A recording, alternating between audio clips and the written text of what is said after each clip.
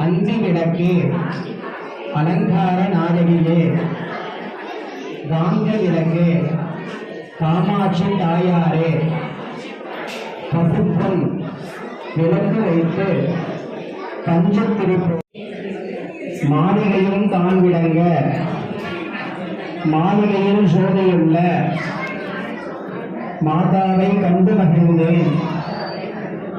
யான் மாங்கல்ய பிச்சை மடிப்பிச்சை தாரும் அம்மா சந்தான பாக்கியத்துடன் தனங்களும் தாரும் அம்மா பெட்டி நிறைய பூஷணங்கள் தாரும் அம்மா